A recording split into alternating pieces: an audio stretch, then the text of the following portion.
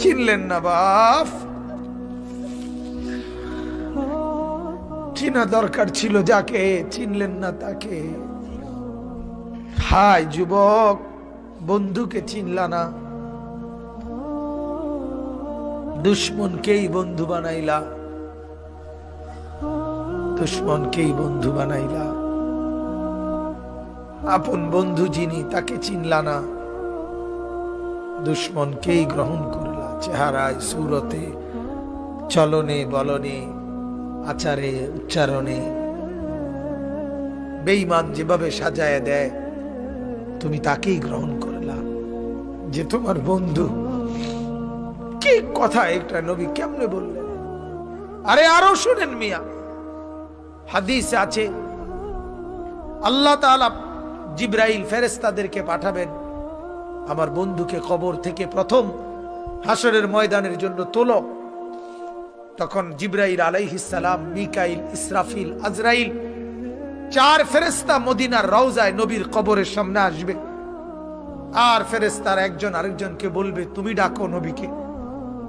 সবাই বলবে না, শেষ পর্যন্ত বলবে, জিবরাইল তোমার সাথে নবীর মহব্বত বেশি, তুমি বেশি আসছিলা গেছিলা দুনিয়াতে, তুমি ডাক দাও, আমরা সাহসে কুলায় না।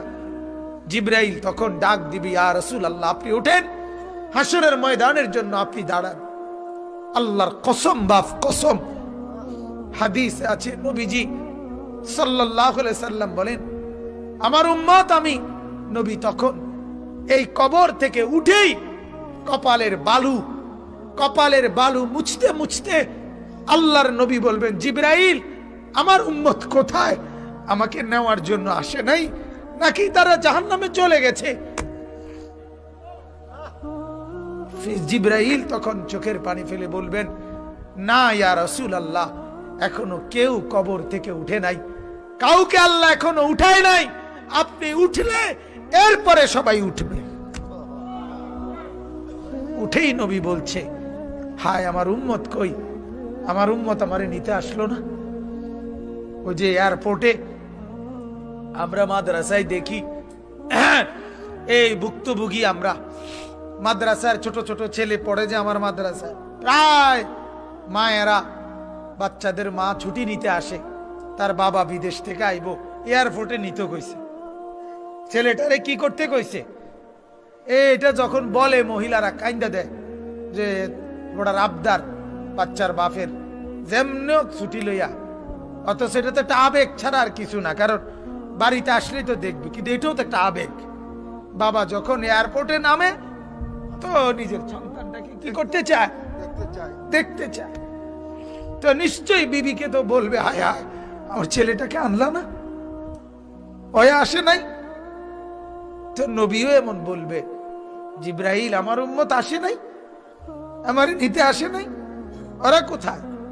তো জিবরাইল বলবে, ইয়া রাসূলুল্লাহ উঠে নাই ওরা এখনো, আপনি উঠলে এরপর আল্লাহ সবাইকে উঠাবে। অতএব বাজান, আমি অনুরোধ করছি, জীবন বদলান,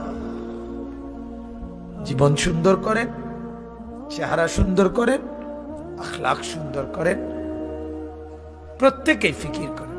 কষ্ট করে যারা বাবা বসছেন, জওয়ান ভাইয়া তোমাদেরকে আবারও বলি, বাজান তোমার জীবন তুমি সুন্দর করো। বন্ধু চেনো, বন্ধু চেনো, বন্ধু তোমার রসূল, বন্ধু তোমার রসূল, বন্ধু চেনো। সাহাবায়ে কেরাম বন্ধু, উলামায়ে কেরাম বন্ধু, আউলিয়ায়ে কেরাম বন্ধু, বন্ধু চেনো বাপ। দুশ্মনকে বন্ধু ভেবো না, বন্ধুকে ফেলে দিও না, ফেলে দিও না।